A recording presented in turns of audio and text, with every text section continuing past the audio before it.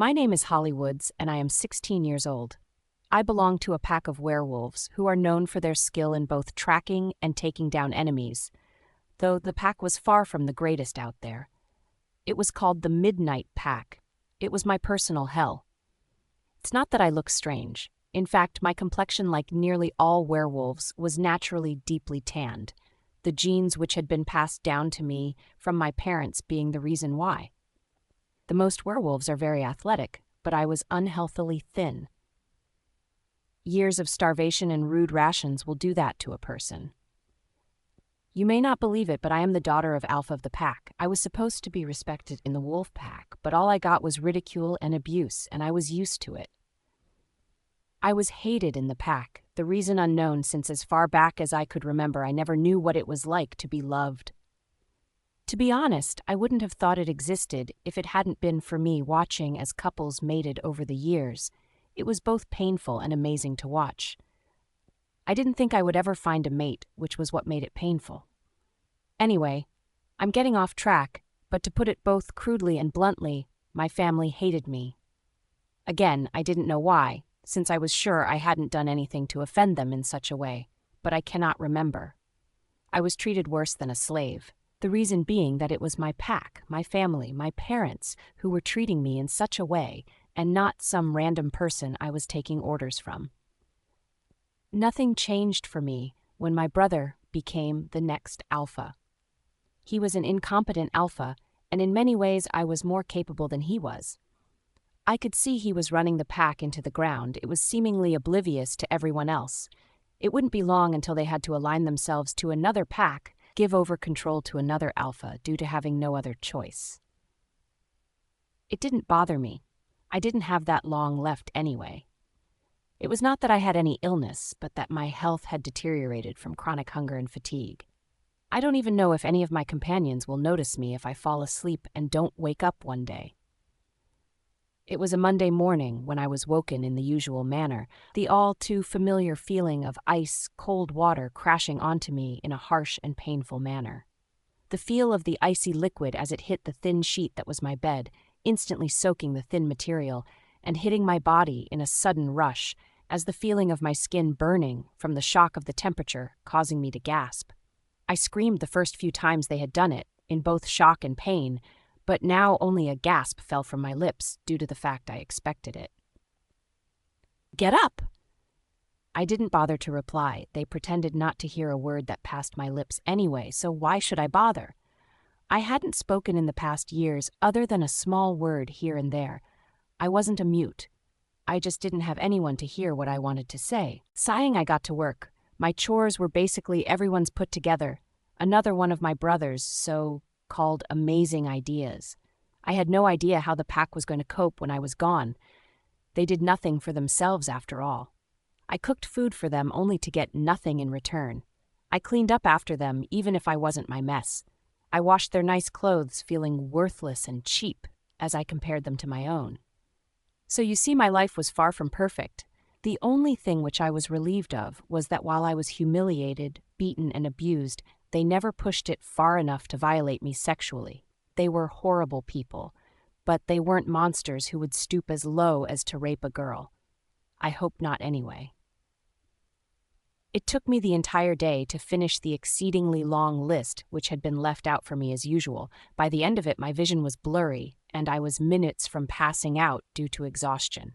I was shaking like a leaf, my body stiff and painful with every movement as I leaned against the wall waiting for them to get home from school. The fact I wasn't allowed to go, meaning while I was good with strategies, with tactics, and with finances, I wasn't the smartest person in the world. I had never been to school, remembering when my bitch of a mother had told me when I had asked when I was little. School is for people who actually have a chance in life. I am not going to let you waste your life when you could be obeying your brother and doing the chores, since it will be the only thing you will ever be good at. It wasn't long until everyone arrived back at the pack house after school. My head bowed low as I tried to play myself off as being invisible. It was moments like these I felt the worse, hearing them laughing and seeing them smile with each other. I couldn't remember the last time I smiled. Hell, I can't even remember if I had ever smiled in my life. The thought made me frown, but the action I quickly regretted when it got me the unwanted attention I had tried to avoid. "What are you frowning at, freak?" My brother sneered. "What are you frowning at, freak?" My brother sneered as his hand made contact with the back of my head, the force of the action making my head snap forward and my neck crack slightly under the strain of his hit. Freak was a term I was called often. It didn't bother me as much as it probably should have. I didn't reply to his question, my lips firmly shut, as I knew the best and safest way to get out of this was to not respond at all. You must be thinking why that didn't make matters worse, but strangely it didn't. He liked it when I didn't respond. I think it gave him a sense of power over me which he craved. He was a bad and useless leader, not to mention both power, hungry, lazy, and greedy. He may have been only a year older than me, but he acted like a child who couldn't take no for an answer. "Oh, is the freak not answering me?" he continued to taunt, it being nothing I hadn't heard before, as I ignored the sniggers which erupted from all around the room.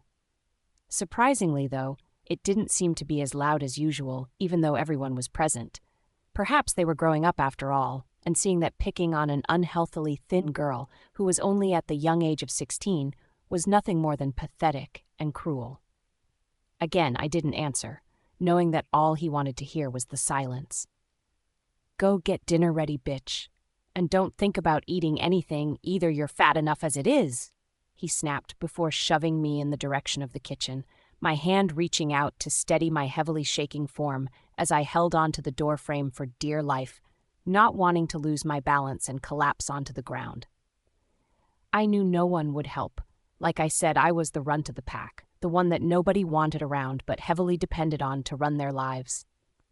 It was pathetic, but I didn't have long left to suffer through it before my health finally caught up with me and I was buried 6 feet under. After making everyone their food, it taking longer than expected due to my shaky hands making it practically impossible to use a knife safely, meaning my hands were raw and bleeding by the end of it. Thankfully, I didn't get any crap for it, though. But then again, it wasn't until it was time for me to go to bed. It's my form of near collapsing that the thin cord I was hanging onto snapped. The pack seemed to think that it would be funny to ruin the one thing that I cared about, the one thing that brought any kind of happy thoughts into my mind whenever I thought about it. It was my happy place, but the heartless bastards destroyed it without a second thought. It was a single flower that I had growing in a pot in my room. I had managed to keep it alive for years, which was an accomplishment in itself. It was a large white daisy. Nothing special, but it was mine. I loved flowers, how beautiful and free they were, how they provided the bees with pollen to help them make honey. I thought they were amazing, bringing brightness to my day every time I stared at it when I sat alone in the tiny room which represented my bedroom. I remembered the first time I saw it when I ran through the woods, sneaking it up to my room as I brushed the petals of the large daisy whenever I was in a particularly bad mood. It was my safe haven, you could call it. Yet when I saw it smashed on the floor in the center of the room, I knew there was nothing left holding me here. I heard everyone downstairs laugh at my reaction to destroying such a stupid object. I know I couldn't do this anymore. I knew I couldn't stay here any longer. So with that, I grabbed the rags which I had no choice but to call my clothes, and waited until everyone was asleep. I didn't bother to leave a note as I dashed out into the snow. They could rot in hell for all I cared. It was late at night, and I felt very sick with cold and hunger, but the thought of my imminent relief gave me new hope. So with that, I carefully tied the ratted material to my ankle before crying out as I shifted into my pure white wolf, the only color on my thick coat being that one of my paws and my right ear was a deep black, making me look anything but dangerous. It unfortunately hurt me as I shifted formed. Phasing shouldn't have been painful for a wolf, but with my poor health and the fact it had been a while since I had been in this form, it was expected under the circumstances. The pain I knew wouldn't fade. I was far too weak to heal, but my wolf kept me company even if she was her usual quiet self. Unlike myself, she wasn't broken, though she craved a mate, so she had the will to live. Knowing it was impossible to hope for something so perfect, I hobbled through the woods and thick snow, my form unstable as I looked into the distance in front of me through my wolf's eyes. It was so much clearer when I was in this form, everything looking so magical, covered in snow. I kept running, though my speed had slowed, and I knew I was entering the territory of another wolf pack, and that this meant danger. I didn't want to stop. It wasn't until I heard the familiar sound of paws crunching through snow at an alarming pace that I knew I didn't stand a chance against the approaching pack mates. In my state, I couldn't even fight against one, let alone the sound of the 3 wolves who were quickly approaching with aggression in their steps. Their growls rumbled through the woods as the sound seemed to rattle of the trees surrounding me, clearly intending to instill fear on any rogues which ran through the territory I now knew to be theirs. I suppose I was technically a rogue now, considering I didn't belong to a pack due to leaving mine, but I knew I wouldn't have to worry much longer. I hoped they would make it quick and relatively painless when they took me down. It wasn't like I was going to even try and go down with a fight. What was the point? I wanted to die. I wanted it to be over. So no, I would not be fighting back. Who are you, and what are you doing here? A harsh voice suddenly cut through the air as my ears twitched as they picked up the sound. The low tone of the boy's voice for some reason caused my wolf to whimper at how he had spoken to us. It was confusing. Why was she whimpering? Slowly, I backed myself towards a tree before I could help myself, my legs suddenly collapsing under me as I tried to get as far away from them as possible. For some reason, the thought alone of whoever the owner of that low and husky voice being the one to end me broke me in a way which had me whimpering. It wasn't until I caught sight of him, though, that I was momentarily distracted by his looks. But even so, I continued to try and move as far away from him as possible, as 2 others still in wolf form stood behind him, growling at me with vicious and dark stares. He was tall, I noticed. The fact he not only had an 8-pack, but he practically extruded danger, power, and authority, meaning whoever this boy was, it was clear he was an alpha. He, like all werewolves, was tanned deliciously, his hair pitch black and cropped short as it only slightly swept over his eyes. He was dressed in a simple pair of shorts, clearly just having phased as his previous cold gaze suddenly turned wide in surprise as he took a cautious step forward, causing me to whimper loudly at the sudden movement. What was he doing? I didn't like it. Hey, I'm not going to hurt you, but I need you to phase back into your human form, he said, soothing, his mood doing a completely 180 as even his packmates seemed taken aback by his drastic change in attitude. What had just crossed his mind in the second he saw me that made his previous hard gaze soften into something close to adoration, hope, love? I shook my head. Why the hell was he thinking things like that? What was wrong with him? I felt myself tremble, the cold finally catching up to my skinny and skeleton-like form as I was literally shaking like a leaf as I pressed myself against the bark of the trunk. It was far from comfortable, but I couldn't help but be flooded with fear as I felt a tugging in my chest which was scaring the hell out of me. Was it a heart attack? Look, I'm sorry, I shouted, but I need you to shift, he repeated, regret crossing his gaze, only making me more confused.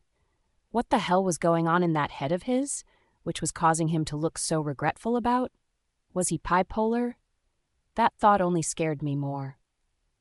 I continued to whimper and whine as I felt myself thump completely onto the ground, my eyes never leaving the wolves in front of me as I tried in vain to try and get up, only for it to be a useless effort.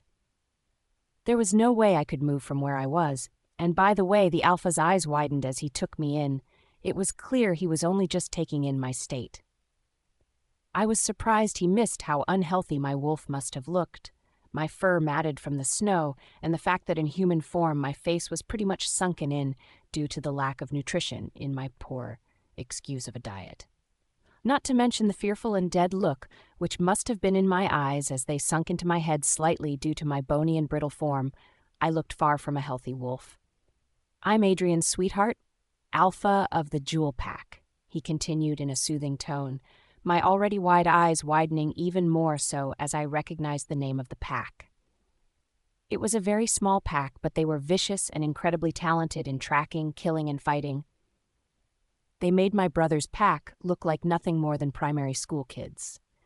Numbers didn't always mean the outcome would favor the side which had more pack members. If the jewel pack attacked, then my brother wouldn't stand a chance. I didn't reply. I simply stared at him with my large amber eyes as my breathing came out in sharp and uneven pants.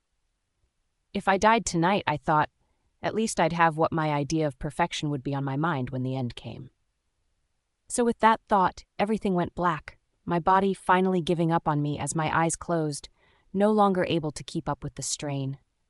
I would probably be dead meat anyway. I was a rogue and was far from being a threat, so I hoped they would end it quickly while I was out. At least I wouldn't be able to feel it when they ended my life. Thank God for small favors. Adrien's paw.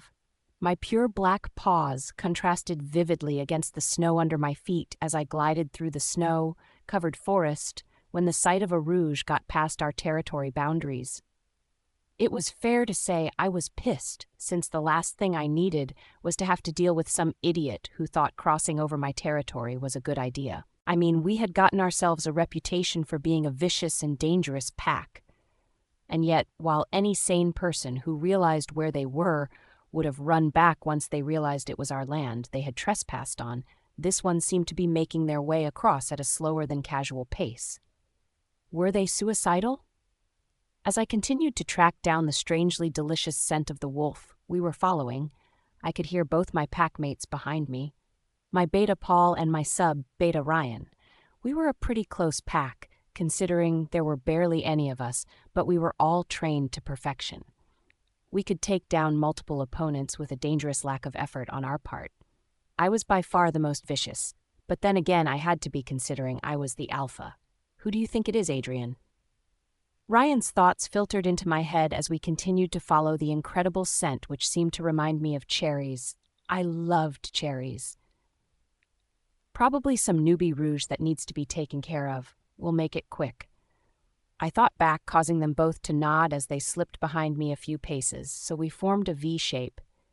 It was the most effective way to approach when intending to attack to kill, simply because it was safer, easier, as well as more efficient in taking care of a threat. As we approached the rouge, I found myself getting more and more furious with the cheek, the werewolf who had dared ruin my already shitty day. My life was far from perfect. Hell, my parents had died long ago, and I had slight anger issues. Okay, slight was a little more than an understatement. So whoever this person was, they were going to regret invading our territory. They should be lucky that I planned to end this quickly and not draw it out like I had done before.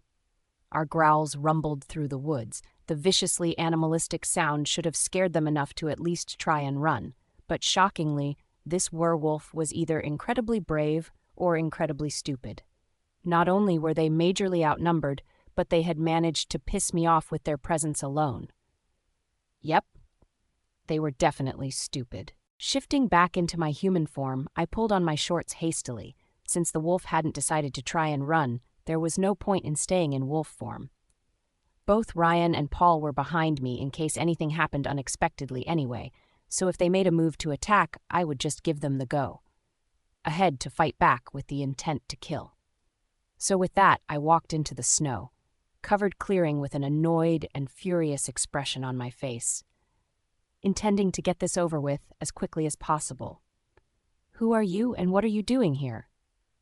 I snapped coldly as I walked out, my eyes widening when I took note of the pure, white female wolf which I was greeted with. She was clearly startled from my tone as she backed herself as far as was possible against the tree behind her, the whimpering falling from her muzzle, making my heart clench for some reason I didn't understand. Frowning, I soon found my emerald eyes locked onto her gorgeous amber ones, and with that I knew exactly what had happened. The pull in my chest, the delicious scent she seemed to have, which was tempting enough to make my mouth water.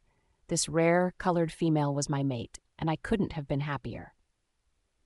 I had always both wished for, as well as despised the idea of having a mate. A number of reasons behind it. I wished for the closeness, the feeling of love which would surely follow, but I also hated how whipped it seemed to make a wolf. Both Ryan and Paul had imprinted and mated for life. It was literally all that was on their minds whenever we were in wolf form after all. You see, we could only have a mind link while in wolf form. It was both a blessing and an annoyance that while we were in human form, they had the privacy of their thoughts. Yet if there was a threat, was an inconvenience. They couldn't communicate. I was brought back to the present when my mate's whimpers grew louder with the sound of Paul's and Ryan's growls, my face softening dramatically as I growled lowly in my throat. I made sure not to raise it loud enough for her to hear. I didn't want to startle her even more since it already pained me to see the look of fear in her eyes. My packmates immediately shut up with their growling, but it seemed to do little to calm my mate's distress as she continued to whimper softly. It broke my heart, knowing that she feared me. Hey, I'm not going to hurt you, but I need you to phase back into your human form," I said in what I hoped to be a soothing tone, wishing to see the gorgeous girl who was hiding behind that incredible wolf of hers. I could tell she had alpha blood in her system due to her impressive size. She would still look petite compared to my own massive black wolf, but she was larger than the average female. I quickly froze, though, when her whimpers grew more and more startled when I tried to step closer, my form instantly freezing to the spot. I couldn't help but gaze at her with adoration and hope. I couldn't believe I had found my everything, and I would not be letting her go anytime soon. "Look, I'm sorry," I shouted, "but I need you to shift," I repeated when she shook her large head, her ears pulling back as they twitched in fear. I didn't like to see the emotion on her. I wanted to soothe her, tell her it would be all right, but I knew I had to be careful with the frightened girl in front of me. She had clearly been through a lot, and I couldn't help but wonder what. It wasn't until then that I felt my eyes widening when I took in the state of her wolf in front of me, my heart aching out for her, since I knew she must be 100 times worse in human form. Her fur, which should have been thick and glossy, was thin and matted, her wolf incredibly small and fragile, and she looked like she had been starved for months. I felt my anger rise as I took in her sunken features. Even in her wolf form, she looked far from healthy, and I knew I needed to get her medical attention as soon as possible. She was mine, and now I had found her. I was not letting her go. My panic only increased when her legs seemed to give away under the little weight she had on her body, a thump vibrating through the woods as she connected heavily with the floor beneath her. I winced. She needed medical help, and she needed it now. "I'm Adrien's sweetheart, Alpha of the Jewel Pack," I introduced myself, hoping if she knew a little about me, she may realize that I was far from a threat to her. She was my life, my mate, my other half. Hell, I hadn't even seen her human self yet, but I knew I would give up everything for the badly treated girl who laid in front of me on the snow-covered ground. She didn't reply, her breathing still coming out in harsh, short pants as a fog surrounded her muzzle, as her warm breath connected with the nippy air. It was cold, and it shouldn't have bothered her, but she was shaking like a leaf, and it was clear she felt it like a human would. What the hell had someone done to my mate? They would pay, even if it was the last thing I did. As soon as I saw her fearful eyes start to droop, I was running towards her, seeing how her breathing slowed dramatically as she passed out right in front of my eyes. It would only be a matter of time before her body forced her to shift back into her human form. I didn't want her to do it in the snow. "Adrien, what the hell is going on?" Paul asked as both him and Ryan phased back into human form, identical looks of shock and confusion on their faces as they stared at me in shock. It was obvious to me why I was a grumpy and snappy alpha who lost his temper easily, and while they respected me and I treated them fairly, it didn't mean they had no fear for me. So seeing me fall to my knees and reaching out to run my fingers lightly through my mate's fur had come as a great shock to them. Hell, we had come to kill her. And yet now, I was petting her. "She's my mate." I found myself whispering aloud as I gazed at her, my heart breaking as I took note that I could count each and every rib she had in her body due to her being so thin. What the hell had she been through? The wet snow had washed away any scent, so she could have come from a pack, but I couldn't tell. But why would she risk her life to run across our territory in the bad state she was obviously in? Well, shit. Ryan gaped in surprise, though both him and Paul were grinning widely until they took in the state of my girl. What the hell happened to her? I don't know, but we need to get her inside. Call the pack doctor, I ordered, as I easily picked up her light from, careful not to hurt her when I jolted her massive form to get a firm but soft hold on her. Even in wolf form, she was way too light for what she should be. I didn't even have to strain when I gathered her large form in my arms, which wasn't good news. It may have looked slightly amusing if we were spotted by a human, how an apparent half-dressed boy of 18 was carrying a wolf that was roughly the same size as a horse with no effort at all. Yep, we looked quite the sight. As my order ran out through the woods, both Paul and Ryan immediately shifted and sprang into action, as I gently jogged behind them with the mystery girl who was my mate in my arms, wishing I could go faster, but I knew she was incredibly fragile right now, even in her wolf form. Reaching the pack house, I ignored the curious pack members who were staring wide-eyed as I dodged past them and into the pack house, heading straight for my room as I did so. I knew they were frozen in shock. It isn't every day a temperamental alpha such as myself brought home a passed-out female in wolf form with the intention of mating with her when I had gained her trust. Yep, definitely not what they would have expected when they woke up this morning. Reaching my large room, I kicked open the door before laying her down on my sheets, not caring that she was soaked through, as my black sheets were immediately going damp. She was more than worth it. Hell, she was my everything, and she didn't even know it yet. It didn't take long for the pack doctor to come running up, the young woman gasping as she took note of the young wolf lying on my bed. I was thankful that she was a female. I wasn't sure I could let a male near her when she was in such a weakened state. Oh my, Lisa breathed as her eyes scanned over the matted white wolf, my fists clenched and my form stiff. She looked at me for permission to approach her, and I quickly nodded. The faster she got to work, the faster my mate would wake up and I could get to know her.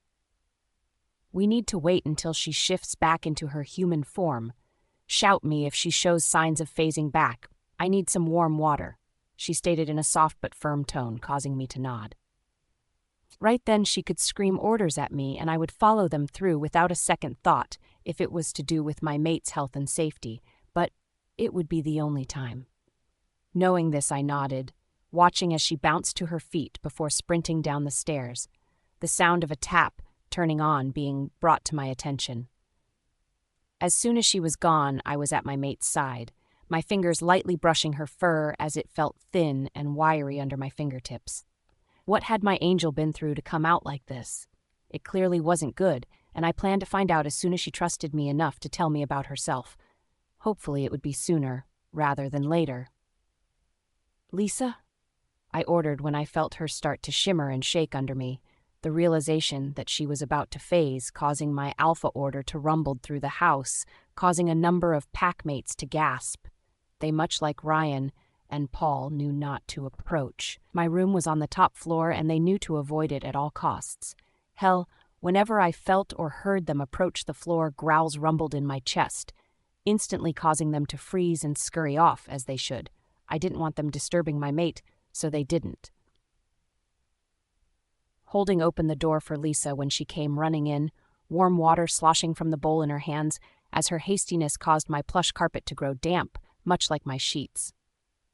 She shot me an apologetic look, but I waved it off, like I cared about some bloody carpet when my mate was in the state she was.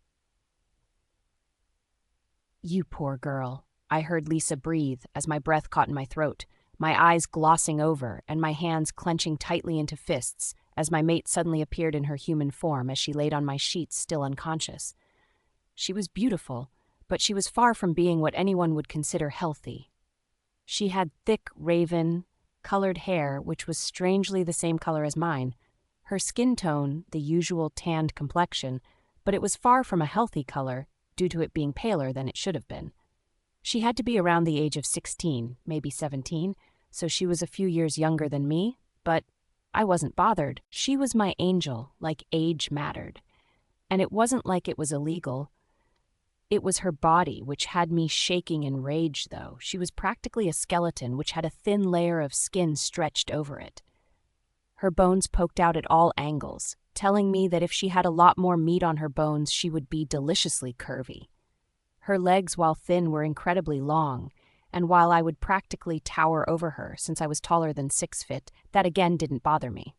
She would be mine to look after, to protect, and I wouldn't be taking my responsibility as her mate lightly. I watched Lisa with keen eyes as I followed her every movement as she looked over my mate. My eyes trained on each and every action she made. I could tell I was making her nervous, but she didn't complain, rather going into doctor mode as she continued to do the job which she had trained for. A pack doctor was a respected and learned profession.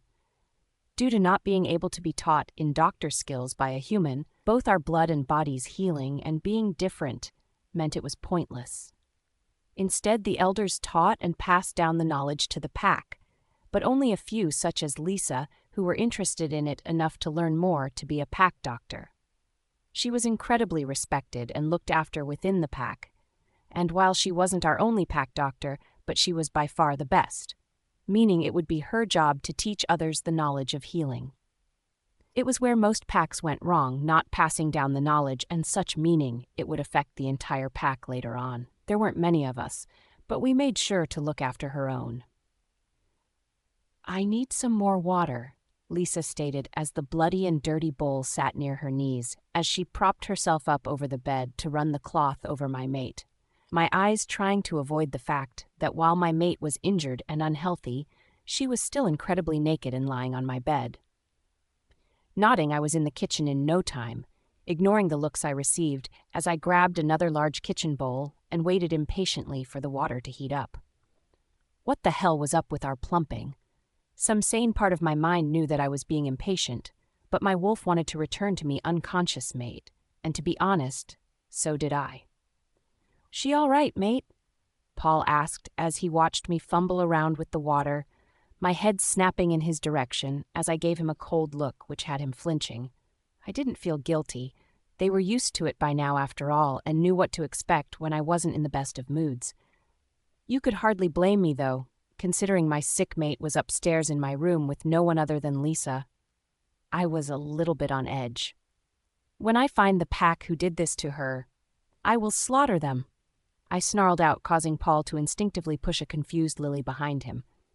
It was by instinct he was protecting his mate, and even though there wasn't a threat, just the thought that there could be one was enough to explain his protective actions. "I take it she's in bad shape, then?"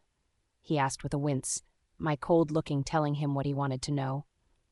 "You need anything, then, tell us, Adrien," Lily said softly from behind Paul, my eyes staring blankly at her before I nodded in thanks. It was clear neither Paul nor Ryan had told them that she was my mate, but it wasn't hard to work out if you put all the clues together. I wasn't known for my incredibly light nature, so why would I bring an unconscious Rouge into my house and lay her on my bed if she wasn't my mate? Grabbing the bowl, I sprinted up the stairs, careful to try not to spill any, but I knew I would have to make a mental note to wipe down the stairs if nobody else came across the mess before me. Reaching my bedroom, I entered only to find Lisa in tears, the bowl completely forgotten as I tensed in alarm. I knew my angel was still alive. I could hear her heartbeat, so why was the pack doctor crying? What the hell was going on? "What?" I snapped out, both worried and angered. Worried for my mate's well-being and angered that I had left when Lisa had clearly found something. Why hadn't I just gotten one of my pack mates to get it for me? Oh, that's right. I refused to let any of them even close to my room at the moment due to my mate. Being an alpha, I would be even more protective of her, but I was naturally quite possessive anyway, so my emotions weren't coming as a shock to me like it would most. "You're not going to like it, Alpha," Lisa whispered as she grabbed the bowl I was holding, soaking the cloth before pressing it against my mate's forehead in a soothing manner. I couldn't help but growl at her comment. What wouldn't I like? If it was something to do with my mate, then I needed to know. She was my life, my everything, and if something was wrong, then it was my business to know. "Tell me," I demanded, causing her to flinch. I couldn't bring it in myself to care when she knew something about the state of my mate's health. If she didn't tell me, then I would force it out of her. She may be a friend and a pack doctor, but when it came to my mate, she was nothing. Harsh, I know, but ask any other mated couple, and they will tell you the same. You can live without a pack, you can't and won't want to live without your mate. She isn't healthy alpha, far from it. It looks like she has not only been starved, but worked to the point of exhaustion. If you hadn't found her, then she wouldn't have survived the night. She whispered through glossy eyes, my fist colliding with the wall, causing it to break under the force I applied to it. I couldn't believe what I was hearing. Someone used my mate and then just tossed her aside like an animal. What the fuck was wrong with some people? Yep, they would definitely pay for ever harming what was mine. I would be seeing to it personally. Will she be okay? I asked, actually fearing the answer. Her heartbeat sounded stronger, yet she had yet woken up. To be honest, I didn't know what I was going to say to her when she did. Clearly, she had been through a lot, and while I wanted to know why and what she had been put through, I knew that getting her better and gaining her trust was a lot more important at the moment than revenge. I could live without revenge. I doubt I would want to live without my small little mate by my side, even if I had yet to see the true color of her eyes and the sound of my name as they passed through plump but swollen lips of hers. Yes, I could wait. It was a few days that my angel had been with me and she had yet to wake up. I had started to worry until Lisa said it was normal and that my mate was just recovering from her shifting. Apparently, it hadn't been the best thing my mate could have done, shifting requiring a lot of energy and such, meaning her body was trying to pull itself together. It wasn't until a few hours past midnight on the third day that she was out that her breathing pattern suddenly changed, it instantly having my attention as I threw the book I had been reading on my floor and stared at my mate as her breathing increased slightly. I hadn't left her since she had first arrived at my home. I had done nothing more than watching her as I dressed her in one of my shirts and the smallest pair of my boxers I could find. I found it soothed my wolf to see her in my clothes. I also knew she would be most comfortable in something loose and not so tight on her small and weak frame. Hearing her draw a sharp breath through her teeth, I was instantly on alert, practically shitting myself as I tried to remember what I had planned to say to her when she woke up. I had been thinking about it since she had arrived, but now that I could see she was stirring, I found myself completely blank with what I was going to say to her. The last thing I wanted was to startle her. The memory of her being scared of me was enough to cause me to tremble, and my wolf to whimper at the visual image of the fear in her eyes, and the sound of the whimpers which had left her muzzle. No, that was the last thing I wanted. So with that, as not to startle her, I remained seated as I watched her eyes flicker open, not moving when she gasped for breath, as she struggled to pull herself up into a sitting position, though it was killing me to do so inside. She was my mate and she was hurting. Yet, for her not to fear me, I had to be gentle with her, which didn't mean pressuring her into anything like a relationship. I didn't like it. Truthfully, I hated it, but it was necessary, so I shut off my mental whining and continued to gaze at her. She was so beautiful. Why aren't I dead yet? Okay, that was not what I expected to hear my mate say when she first spoke, and while I took note of how deliciously soft and airy her voice sounded, I couldn't help but feel my grip on the chair I was on tighten drastically, and my eyes to darken to a near black. Was she serious? Did she want to die? What the fuck was going on? Since it was clear she hadn't noticed me yet, I stayed quiet, even if it killed me to do so. I still couldn't believe what I had just heard. She couldn't wish for death, could she? I mean, she was my mate. She was mine. I watched as she finally seemed to snap out of it, her tiny form looking smothered in my clothes. But she did nothing but frown slightly as she took in my room before a startled yelp left her mouth when she saw me sitting in the corner on one of my large chairs, my eyes trained on hers. You're, She stuttered out, her voice hoarse, and my concern only grew as I took note of her rapidly shaking form. It was far from cold in here, so why was she shaking? I had made sure to light the fireplace in my room as soon as I had brought her here. She shouldn't be shaking. I'm Adrien, sweetheart. I smiled softly as I gazed at her, wondering what was going on in that pretty little head of hers. the nickname again just slipping out before I could help myself. She didn't seem to mind, but I couldn't help but take in the confused expression on her face as she scrunched up her features in the most adorable way. God, I was already sounding like a sick puppy, and I knew nothing about her. "Why aren't I dead?" she asked bluntly, causing me to growl lowly. I didn't like her talking like that. "Please stop saying that, sweetheart," I pleaded as I slowly rose from my seat, watching as she scrambled away from me, causing me to raise my hands in surrender, my heart aching at the startled look of fear in her eyes. "I don't understand," she whispered as she continued to back away before she could go no further, her back hitting the headboard of my bed, preventing her movement. I couldn't help the purr which vibrated from my chest as I tried to soothe her shaking form, watching as she jumped slightly at the sound before slightly relaxing from her previous stiff position. It was a relief. "You passed out, sweetheart. I brought you back to my pack house," I stated, trying to work out whether it would be a good idea to tell her we were mates. It was clear she hadn't figured it out yet, so was it better to tell her out, right, or to wait till she figured it out on her own? Fuck, I wasn't good at this sort of thing. When she didn't reply, I slowly made my way towards the bed, relieved that I'd thought to put on a shirt, since if I had been half naked, I was sure I would have startled her. She was already timid. I didn't want to make it worse by her thinking I was pressuring her into anything. I would never harm her. She was my life, my everything, my mate. "Are you hungry?" I asked, my eyes moving over her too thin of a form as I did so. It would only take me minutes to get her something to eat. I didn't like seeing her so thin. Whatever I must have said seemed to shock her to her core, her eyes wide and mouth open as she just stared at me. To be honest, her reaction confused me. All I was offering her was food, so why did it seem to shock her so much?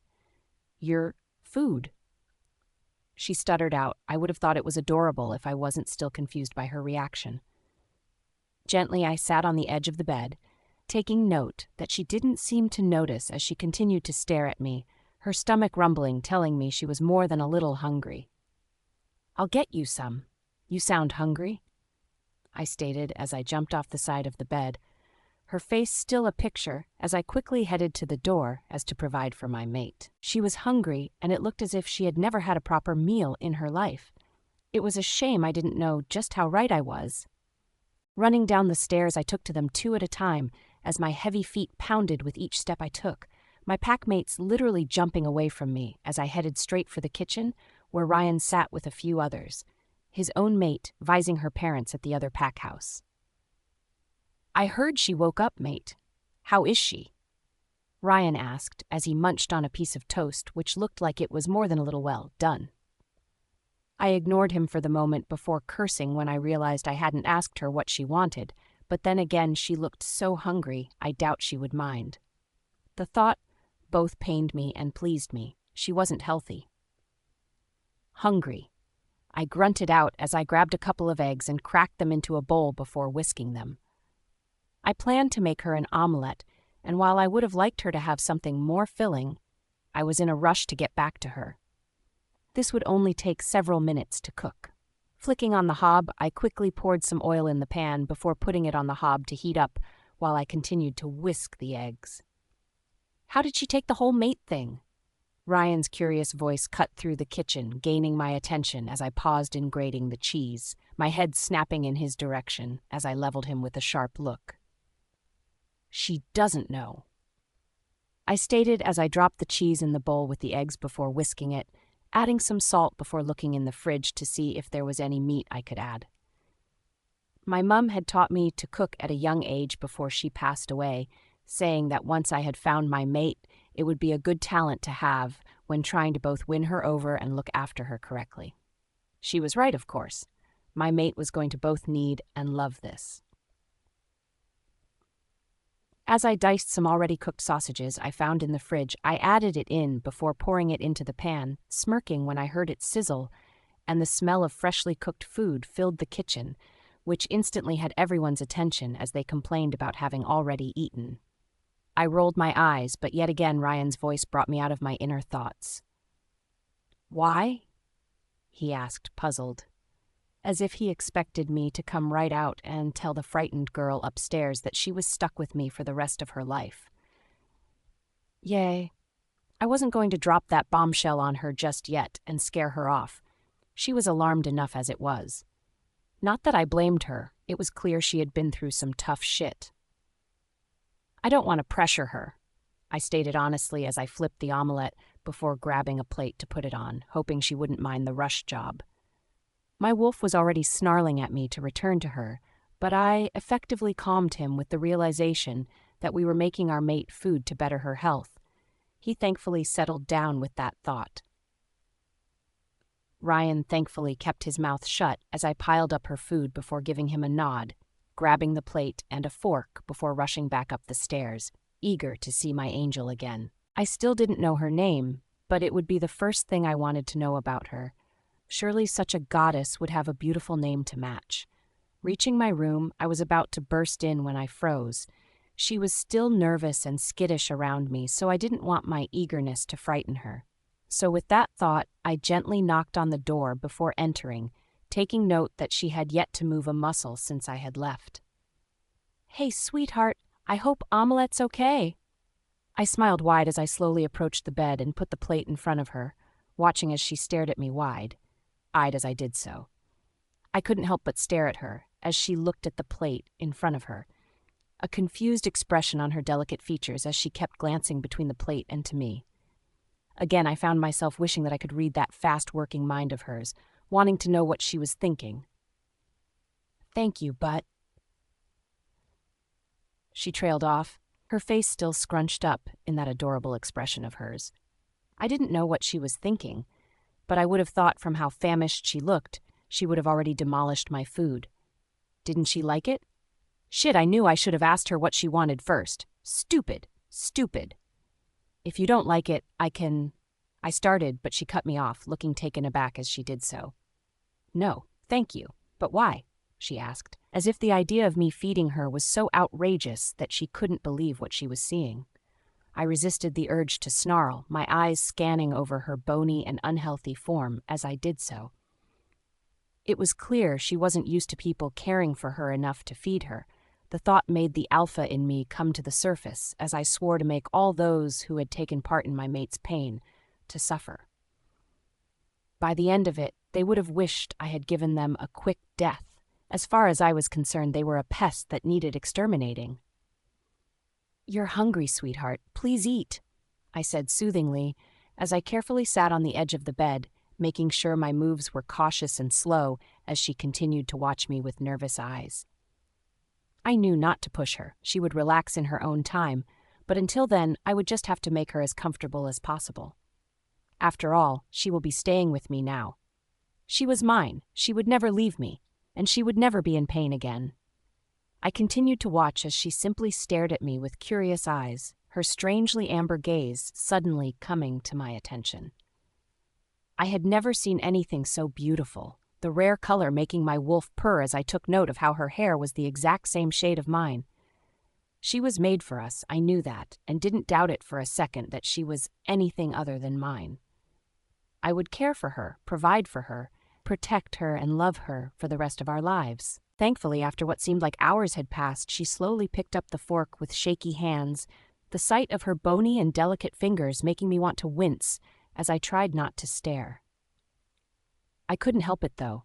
My wolf was forcing me to watch her, to make sure she ate and got better for us. She needed to get better. Holly's pav. Why was he staring? He hadn't stopped looking at me since he entered, and while I should have felt uncomfortable under his piercing gaze, I found it impossible to be so. It was as if, even though my brain was telling me that I should fear him, that he was a stranger, and that he could be dangerous, my body was telling me that I was safe around him.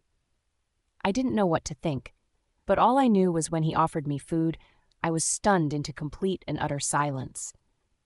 I couldn't help but scrunch up my features in confusion as I stared at him, the fact that he had returned with food only minutes ago only increasing my confusion.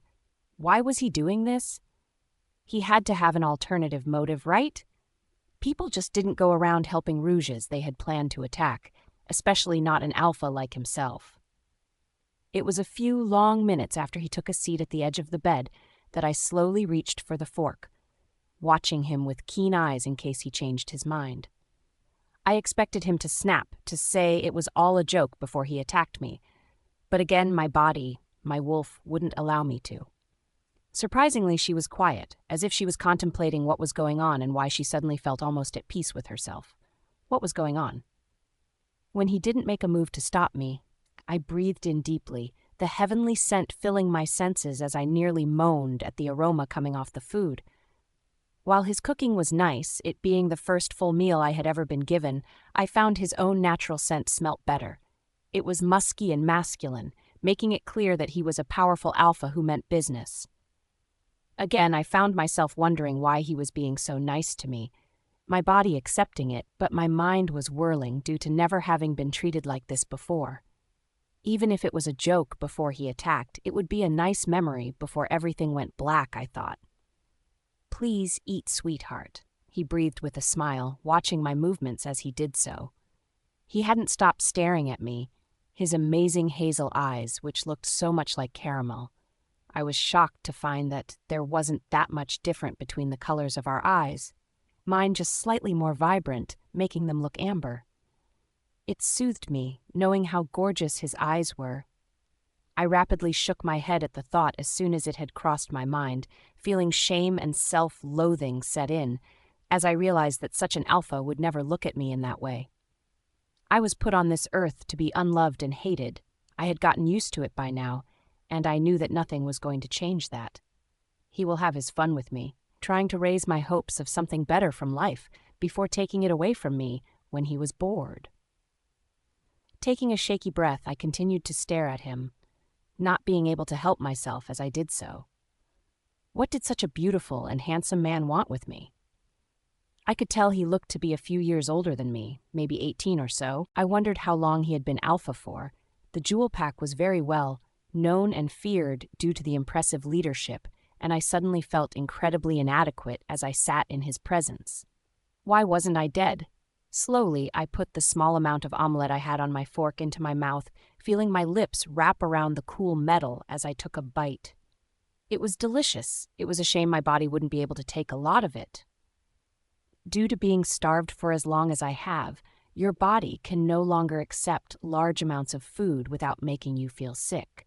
So as I took a small bite, I knew that while it tasted so good, I wouldn't be able to enjoy as much of it as I would have liked to. Even though I found myself smiling at him, something which, while took a lot of effort, seemed to come naturally to me as I looked away shyly. It seemed to please him, though. A wide grin pulling at his lips, making a strange feeling bubble up inside my chest, which had me confused. "Good?" he asked, his voice husky as he seemed eager for a response. Again, I found myself confused about his reaction. Why did he seem to enjoy my company so much? "Thank you, but I started, not wanting to seem rude or ungrateful as I looked at the plate in front of me. Why did he go through all the trouble of making me something? He was confusing me more and more as each second passed, and what was this slight pull in my chest? "Please," he breathed quietly, his tone looking near pleading as he stared at me with those incredible eyes of his. I soon found myself melting under his soft gaze. Never had I been looked at with such care, with such emotion that didn't hate or disgust. I liked it, but I knew not to get used to the feeling. I soon found my bottom lip trembling, my eyes glossing over as I desperately tried to blink back my tears. Normally I just let them flow, but I didn't want to be around him. Someone inside of me knew it would cause him pain or discomfort, and I found that it was the last thing I wanted to do, to upset him in any way. So I quickly diverted my gaze and focused on a picture on his wall. It surprising me since I didn't expect such a nice piece of artwork to be in his room. With that, I soon found my tears subsiding as I scanned the room curiously, trying to take another bite and smiling softly when I swallowed the little slice of heaven I had started to mentally call it. He really was an amazing cook. Well, I had assumed that he had made it. Looking around, I was stunned to find that it was the last thing I expected. Instead of seeing what I expected to see in an 18-year-old room, it was surprisingly homely. His walls were a light shade of green, which reminded me of freshly cut grass, and his floor was a plush carpet, which was a midnight black. While he had a few gaming consoles and a number of other electrical devices such as a large TV and a music system, everything was incredibly neat. Looking at his furniture, I took note that everything was in a dark wood. A large desk in the corner of the massive room, which had a slim line laptop on it, as well as a number of sheets of paperwork. It was clear he used his room as his office as well, my eyes continuing to take in the room in front of me as I continued to feel his curious and intent gaze on me. Again, it didn't bother me. Strangely, it actually made me feel kind of safe. I suddenly couldn't help but smile when I saw that he had a large flower sitting on the windowsill in his room, my eyes trained on the bright yellow petals as I did so. I couldn't help but tilt my head to the side as I continued to take it in, my fingers twitching with the urge to touch it, but I didn't dare. He may have been unusually kind to me so far, but the last thing I was going to do was push my luck. "You like flowers?" he asked as he suddenly pulled me out of my thoughts, his question catching my attention as I snapped my head in his direction before wincing at the strain it put on my neck. I love flowers," I said in an almost dreamy tone as I returned to gazing at it, suddenly feeling a whole lot more comfortable here as I slowly crossed my legs as I continued to stare at it. While the petals were a bright shade of yellow, the center was a vibrant orange, the inner part of the petals the same color as they came out from the bud. I had never seen anything like it. It was incredibly exotic as well as beautiful.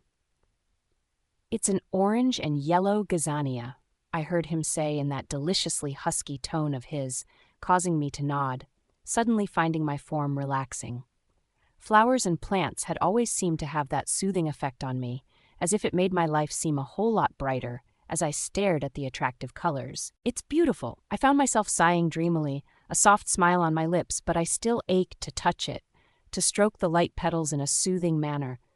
I swore I heard him say, "So are you," but I knew I must have been hearing things. I was anything but beautiful. I didn't kid myself into thinking that I was. I had been reminded enough to know that I was far from pretty. "Would you like a closer look?" he asked after a few seconds, again seeming eager to talk to me.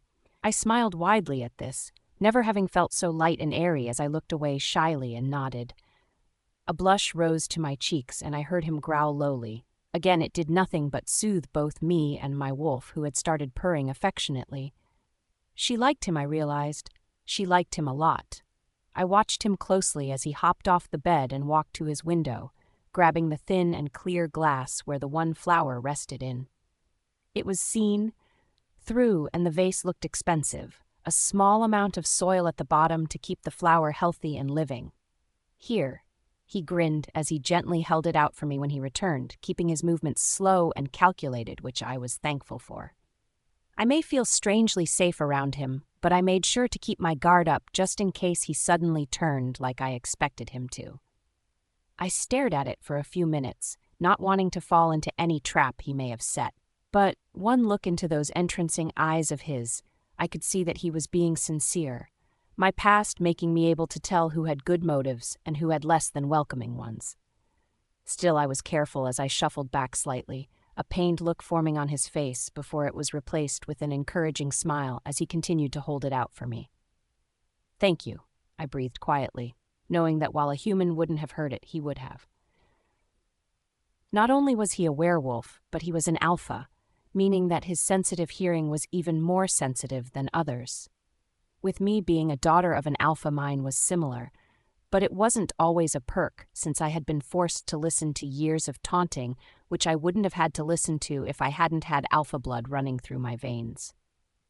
Slowly, I reached a shaky hand out to reach for it, a smile still on my face as I felt my fingers brush against the coolness of the glass. It was when my fingers accidentally brushed his thought that a yelp left my mouth as I hurriedly backed away from him as quickly as I could. My eyes were wide and fearful as I felt the sudden sparks which ran through my form, an instant craving for more of his touch, hitting me with such force, with so little warning that I couldn't help but want to get away from the foreign feeling as quickly as possible so I could make sense of it. What the hell was going on? I didn't know what was going on, but whatever it was scaring the hell out of me. The sparks were anything but painful, but the intense yearning I suddenly felt to touch him, to be around him, was terrifying me. I hadn't expected him to want to touch me, so I hadn't bothered to try and avoid his fingers, thinking that he would hastily pull them away when I got too close to his liking. But when he didn't, when I touched him and felt the sparks, I couldn't help but want to get away from them, fearing that if not, I would have followed my urges to jump him right there and then. Never before had I felt anything like it.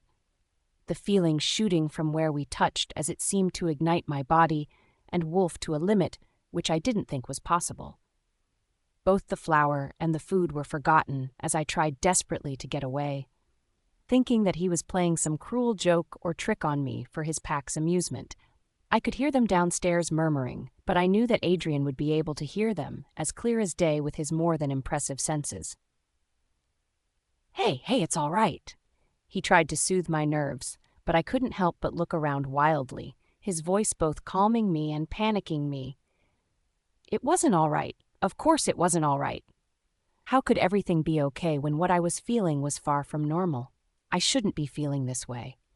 Whimpering, I continued to back away further up the bed I was on, my eyes still wide as I tried to get away from him. I wasn't scared of him, but I was terrified of what I just felt, and not to mention the fact I actually wanted more of it. I liked the feeling, but that didn't mean I understood what it was, what it meant. Sweetheart, everything's okay? He tried again, but I want listening, my eyes wildly scanning the room for an exit. He seemed to cotton onto my thoughts instantly as his form stiffened as if he was preparing to pounce on me, though he seemed to force himself to relax when I suddenly started to have trouble breathing correctly. What was he going to do? Was he bored of me already? Was he going to kill me? Suddenly, that thought didn't seem all that appealing anymore, as if my Wolf had suddenly found something worth living for. No, I found myself whispering, my breathing turning into desperate puffs of air as he suddenly seemed to get a pained and panicked expression on his face. I didn't like it. I didn't like to see him so upset, so my panic only increased as I stared at his emotion-filled eyes. Why did he have to look so beautiful to me? Calm down, deep breaths. He soothed in such a soft tone that I found myself listening to him, my hand clutching my chest through the fabric of the shirt where my heart was beating rapidly as I tried to calm myself. I found I wanted to listen to him, my Wolf purring inside of me, and the feeling was so strange that I couldn't help myself as I found myself craving more of it. My Wolf had never felt so content, so happy, and I soon found myself relaxing. That's it! Good girl! He praised with a smile, one that I couldn't help but return shyly. Why was he affecting me so much? I knew it wasn't normal. I wasn't good with people as a whole, but I couldn't help but think that it wasn't exactly me personally, but rather the way I was brought up with everyone isolating themselves from me. It was a few minutes later until I had managed to get a grip on myself, my breathing returning back to normal, but I fought my urges to crawl into his arms. I didn't even know him. The only thing I knew was his name was Adrien, and he was the alpha of the vicious Jewel Pack, who had a reputation of being the most dangerous and threatening. It didn't exactly help to soothe my nerves. I continued to watch him shyly as he continued to smile at me, my gaze returning to his hand where the flower still sat unaffected in the vase.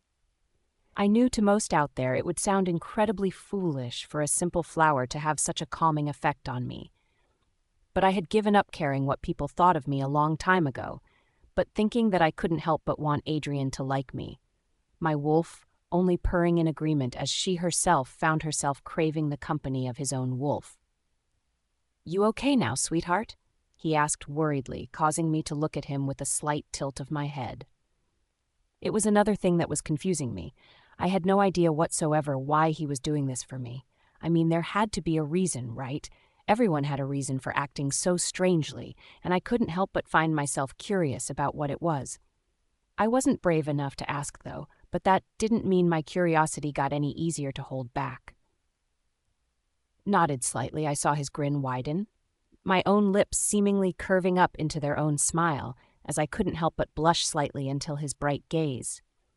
My reaction only seemed to delight him more, his mouth pulling into such a wide grin that I couldn't help but worry that his face might split because of it. Even though I couldn't help but find a shudder of delight run through me, as if the fact I was making him happy was what I was put on this earth to do. It was such a strange, such an out-of-the-ordinary feeling that I couldn't help but find my curiosity increasing. Again, I kept silent, though, not wanting to comment on it, and for things to become either awkward or dangerous on my part. "You still hungry? You didn't eat a lot?" he asked with concern as his gaze flickered to the still full plate which sat on the bed. Thankfully, it hadn't fallen over when I had, unfortunately, the beginnings of a panic attack. It wasn't the first time it had happened to me, but it was definitely the first I hadn't passed out because of it. I put it down to the fact that nobody seemed to care whether I lived or not in my old pack. The fact I could say old when I referred to them, making both me and my wolf purr out in delight. "I'm fine, thank you," I whispered back, my fingers playing with the edge of the shirt I was wearing, before I blushed deeply when it occurred to me that he must have changed me when I had no choice but to shift back. I couldn't help but feel my flush intensify as I continued to think about it. Had he seen me naked? If so, why did he still seem so interested in me? I knew I wasn't the prettiest person in the world, so why was such an attractive and handsome alpha taking the time out of his day for me? Didn't he have a mate to warm his bed, to cook and look after him? The thought that there was someone else pained me more than I cared to admit. Was he really affecting me so much in the very short time that I had known him? "Are you sure? Do you want something to drink?" he asked eagerly as he made a move to get up, his hasty action causing me to flinch back without even realizing it. I could tell my reaction pained him, but I couldn't help it since I had lived all of my life in fear of being hit and beaten, and it was unfortunately natural for me to shun him away even if I felt strangely safe with him.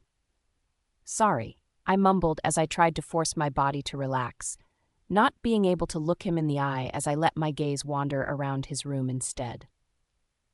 It really was a nice room, I thought. It was plain and simple, which was exactly what I liked, even if I didn't realize it until now. "It's fine, sweetheart," he replied, but I could tell it was strained, which only made my guilt rise. He had been so nice to me and I was making his life hell. I mean, I would have already tried to escape if it wasn't for the fact not only did my whole body protest again, but surprisingly, my wolf did as well. For that reason, I stayed put, even if it turned out to be the death of me. Adrien's Pav. As I watched my mate sleep, I couldn't help but let my thoughts wander, my long legs stretched out in front of me as I sat in my office chair trying to take my mind off my mate, only to have no luck. It wasn't like I didn't like the fact she seemed to be constantly on my mind since I met her. It was just I didn't like where my thoughts were taking me at the moment. When she had flinched away from me, I didn't know what to feel. The pain in my heart only fueling my wolf's whimpers and whines of pain as we watched how our mate reacted towards us. I knew it was my fault for being so sudden with my movements when I knew she was as delicate as she was.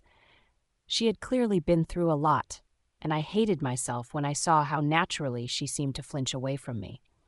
I knew not to take it personally, but the fact that sometime in her life she had been treated so barbarically only seemed to fuel both my curiosity and anger at who had harmed and damaged my mate in such an unforgivable way. It was times like these I wished my mother was still with me, having died with my father when fighting against Rouges. I had been so young when I was made the alpha. The pack hadn't been as strict or vicious back then, and while we were still considered a very close-knit family, I had made sure not to let any of our guards down as my father had.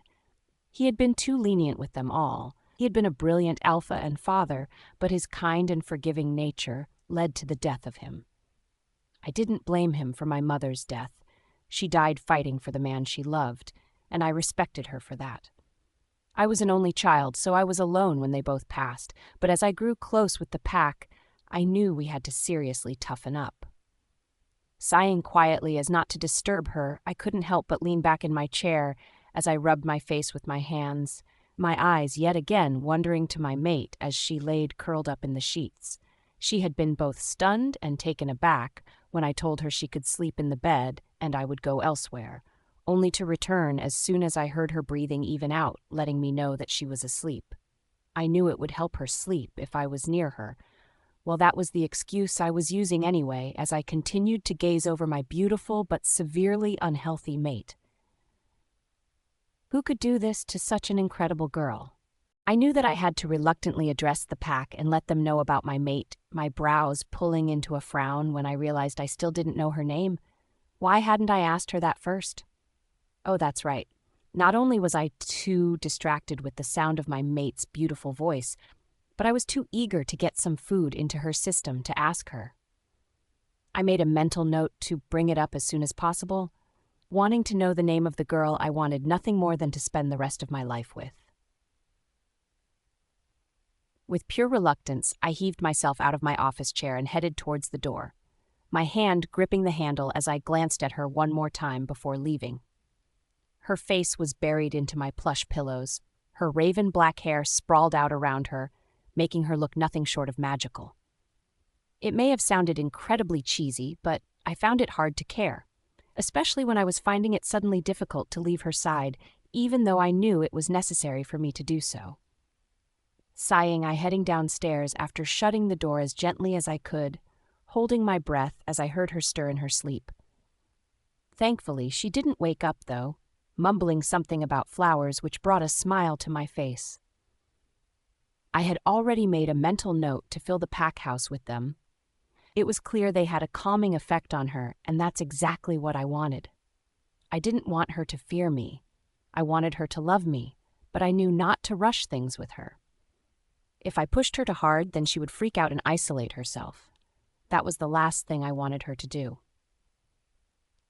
Heading downstairs, I gently knocked on all the doors as I passed them to get the mated couples out. The last thing I wanted was to have to repeat myself to them all if I missed one of them. So with that, I called a meeting, making sure to keep my voice low as they all took the hint and filtered into the living room where we had our pack meetings. It was the largest and most spacious room in the house, so it made sense to have it in here. "What's going on, Alpha?" Paul asked with barely restrained annoyance as both he and a very flustered-looking Lily took their usual seats. It was obvious I had interrupted something, but I found it hard to care. It wasn't like I was going to apologize for it.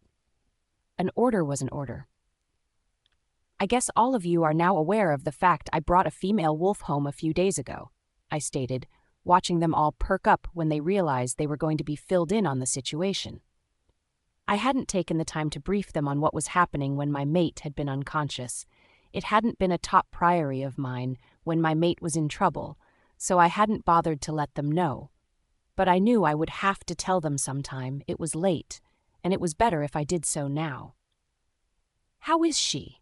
Paul asked, knowing that more about the state of my mate's health than most. "She's as good as can be expected," I replied, causing him to wince slightly before nodding, letting me know that he understood.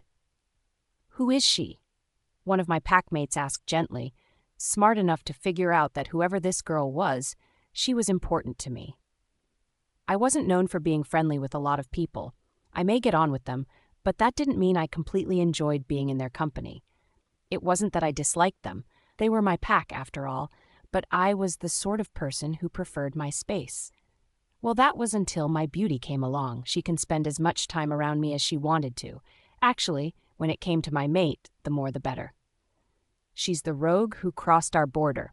To put it bluntly, she's my mate, I stated in a flat tone.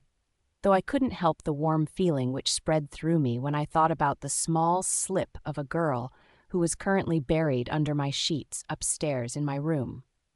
I couldn't wait until she let me hold her, to comfort and kiss her like I wanted to. I was relieved that my wolf wasn't pressuring me to mark her as most would. But it was clear he could sense how damaged and broken she was, and knew by forcibly marking her we could both lose her forever. I would never harm her. She was my everything now, and I would never be letting her go, and I realized that my wolf wasn't about to take that risk either. The pack instantly started talking as soon as I had finished, the ones who had already put two and two together looking smug, while the others were as shocked as can be. I didn't blame them, including myself. I never thought I would ever find my mate, but I was far from complaining. "What did you mean she was as good as can be expected?" Jake asked, a pack mate lower down in the ranking order but still an efficient and clean fighter. He took down his prey with such grace for one his age that I couldn't help but be impressed, and a compliment from an alpha was a respected thing. It helped that I barely gave it out. Meaning that on the rare occasion that I did give some positive feedback, it meant a lot more to the packmate who was on the receiving end of it. She has clearly been through some tough shit, and I don't want any of you commenting on it. You do not approach her, since she is timid, and you do not make any sudden movements around her. Are we clear? I asked in a tone which left no room for disagreement. It was obvious what I was saying.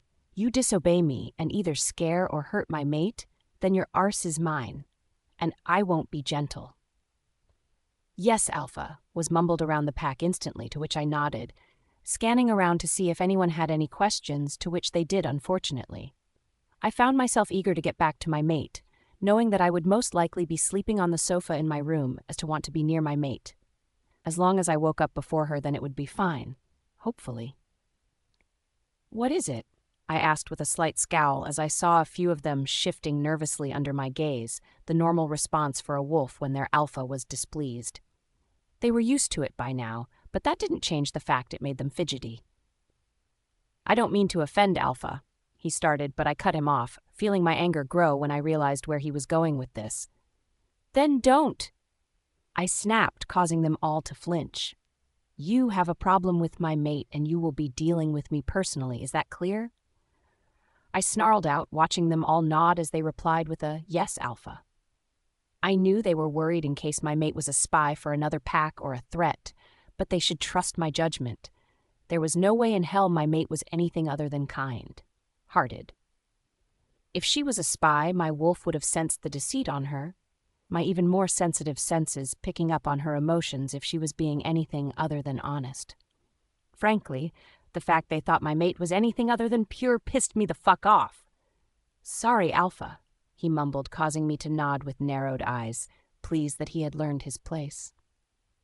Sending everyone back to their previous activities, I rolled my eyes as I watched Paul sweep a giggling Lily in his arms before bouncing up the stairs before freezing when he heard my warning growl. Let's just say everyone was a lot quieter afterwards. Holly's Pav.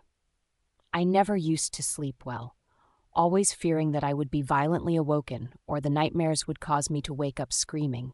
It was something I had gotten used to, not being able to risk closing my eyes in case horrible images flashed behind my lids when I let myself relax.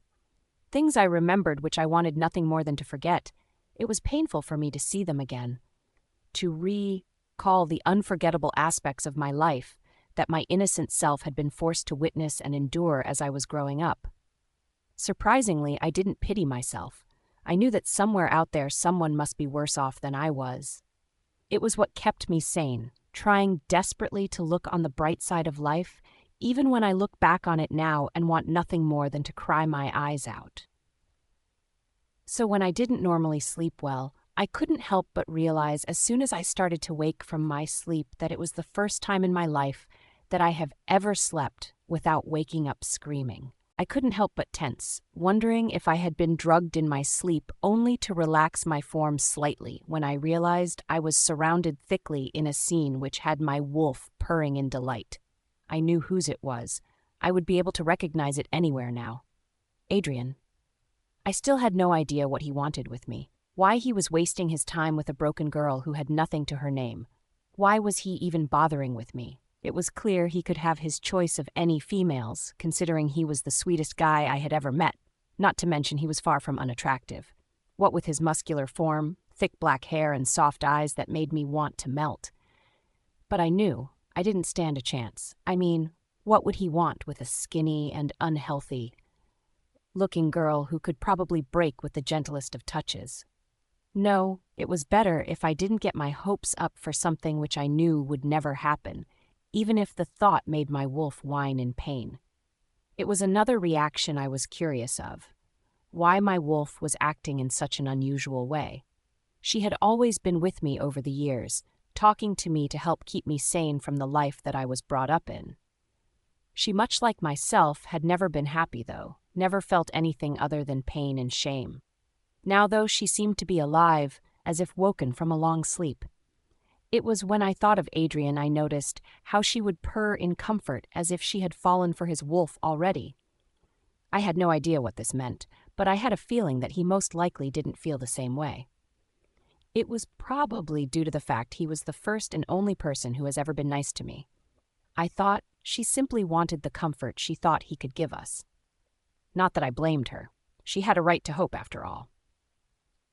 Sighing softly, I slowly let my eyes flutter open, not remembering where I was until I felt as if I was lying on a cloud. The soft material felt unusual but comforting against my skin. The skirt he had obviously given me, leaving my legs bare, and I was thankful he had spared a pair of his boxers. Even if the thought of him seeing me so intimately made meat flush 100 shades of red. I didn't know why he was still hanging around. It was clear that now he had seen all of me, that I wasn't anything special to look at. I was a broken, fragile girl who was now alone in the world completely. That thought should have affected me, really. I mean, I should have felt a sense of loss over losing my family or regret for running away.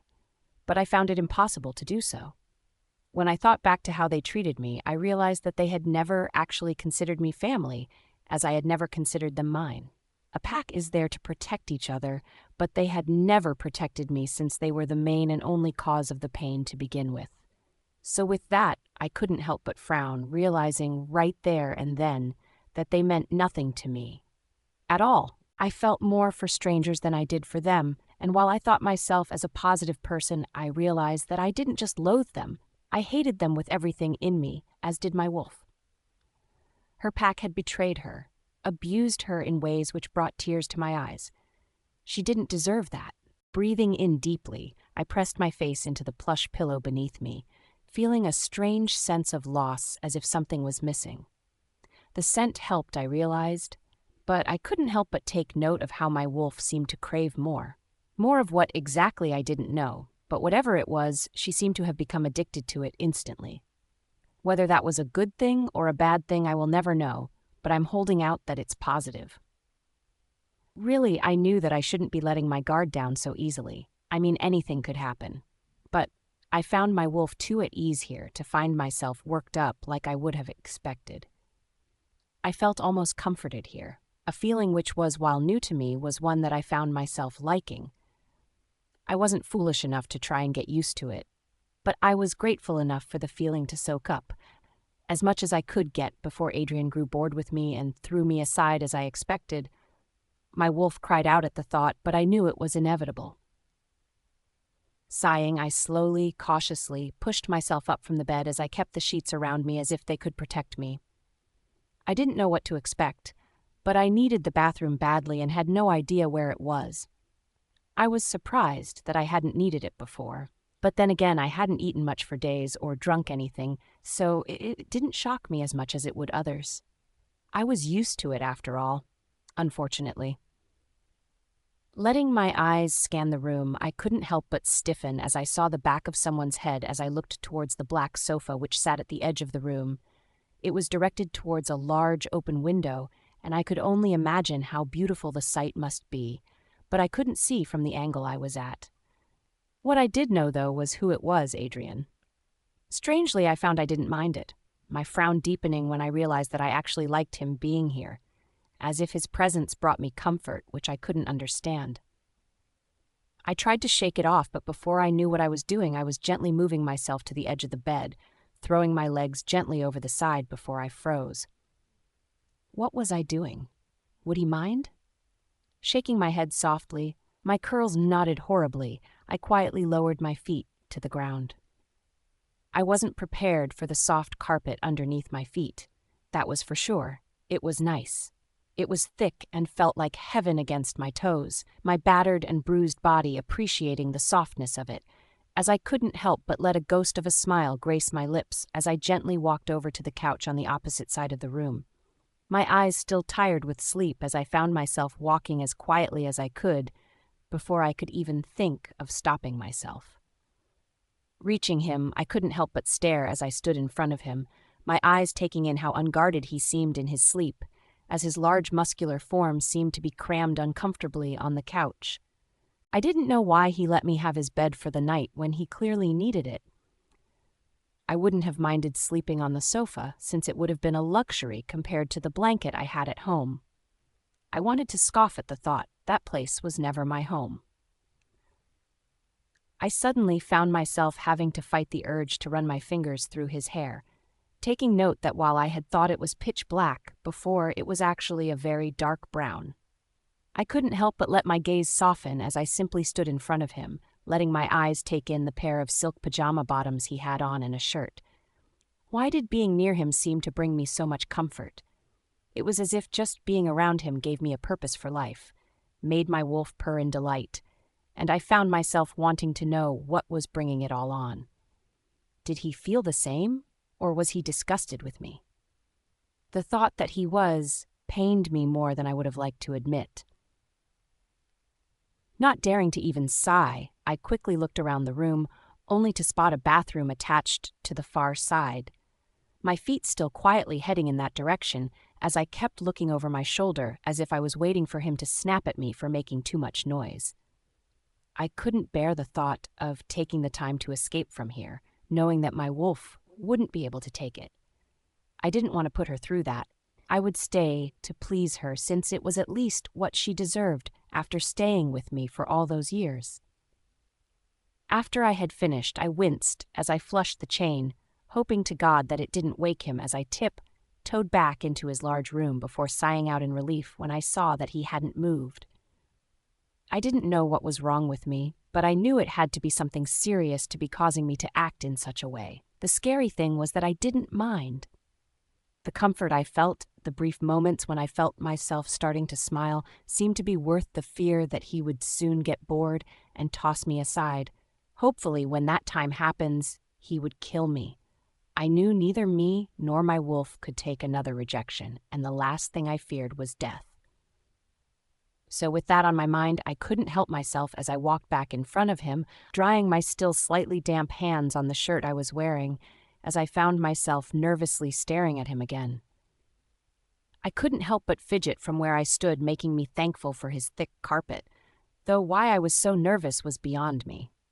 Slowly I approached his sleeping form, his breathing even, and I wondered why he hadn't woken up yet. Even though it pained me to even think it, I couldn't help but realize how easy it would be so end his life. I would never do it, but why was he putting so much trust into me? Not to mention, why was he sleeping on the couch when he could have just kicked me out of his bed? What I did next, I couldn't help but feel was stupid of me. My thin hand reaching out towards him slowly. I didn't know why I had the sudden urge to touch him, to feel his skin on mine, but as I reached out to try and satisfy my wolf, I couldn't help but scream in fright when suddenly a hand was wrapped around my wrist in a tight grasp. Pain rocketed through my arm, starting from my wrist due to my bones still being fragile. My form collapsing onto my knees in seconds as I tried desperately to pull away from whoever held me in my grasp. "Shit, oh God, I'm so sorry, sweetheart," was all I heard a pained voice say before the pressure on my wrist was instantly gone. All of this happening in less than a minute, as I found myself backing up as fast as I could as I tried to ignore the slight throbbing which was now directed at my wrist. Looking up through my messy locks, I flinched when I saw how close Adrien was, pure pain in his eyes, causing my wolf to howl in displeasure at seeing such a look on him. My breathing was harsh and sharp as I felt my back hit the wall, thankful that he stayed put and didn't try and approach like I knew he wanted to. While I was pleased he was keeping his distance, my wolf wasn't, but I couldn't help but feel myself growing more and more agitated as he continued to stare at me with that same pained expression on his face. "It's fine. I shouldn't have It won't happen again," I whispered as I looked away, gently holding my wrist in my other hand as I did so. His grip hadn't been what most would have considered tight, but due to me not being as healthy as most, it felt as if he had tried to break my bones as he did so. I couldn't help but swallow back a sob as I curled up against the wall. Why did the thought of not touching him again hurt so much? No, no, sweetheart, you did nothing wrong. He seemed to trail off frustrated, my knees pulled up to my chest as I couldn't help but stare at him. I knew I shouldn't get so attached, but I also knew that my wolf was far too smitten with him to even try and think of running away. She deserved some happiness, even if it meant I would have to put up with these strange feelings which I seemed to be having around him. I didn't interrupt him as he seemed to continue to stare at me pleadingly. A few moments later, my eyes watched his form as he seemed to sit on the floor in front of me, crossing his legs as he kept a safe distance away, which I was thankful for. Even though my wolf was trying to tell me that he didn't want to bring any harm to me, I didn't trust him easily with good reason. "Can I at least know your name?" he asked me after a few minutes of complete silence, both of us just staring at each other, as I soon found myself relaxing when I realized he wasn't going to approach me all of a sudden. I was foolish when I had tried to touch him, a mistake which I didn't want to make again so soon. It was the pleading in his tone which made me cave. The fact that a vicious and well-known alpha was sitting in front of me, pleading to know my name, was surreal enough for me to find myself speaking before I could stop myself. "Holly," I whispered gently, but I knew he would have heard me as clear as day, as his whole face seemed to brighten up with the new knowledge he had on me. I couldn't help but smile softly, pressing my face against my knees in an attempt to hide my reaction, but I knew he had seen it anyway. Why else would his smile turn into a full-out grin? "Holly," he seemed to say to himself, the spark in his eye making my wolf purr and my form relax almost completely. Why did he seem to have such an effect on me? Even though I knew it wasn't a question, I nodded gently anyway, pressing my lips against my bare knees as my bare toes curled into the soft carpet, seeking the soothing sensation I had found previously. It was nice, I found, being on the receiving end of such a soft gaze. "Such a pretty name," he muttered, causing me to blush. I knew that he was only saying that it wasn't true, but still it was nice to pretend that I know someone that wasn't completely disgusted when looking at me. We again seemed to lapse into silence, neither of us saying a word as we continued to stare at each other.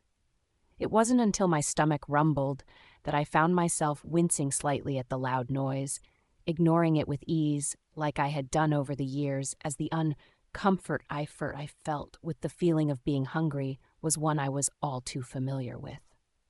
I flinched slightly when Adrien jumped to his feet, his face giving me an apologetic look as he took in my startled reaction to him.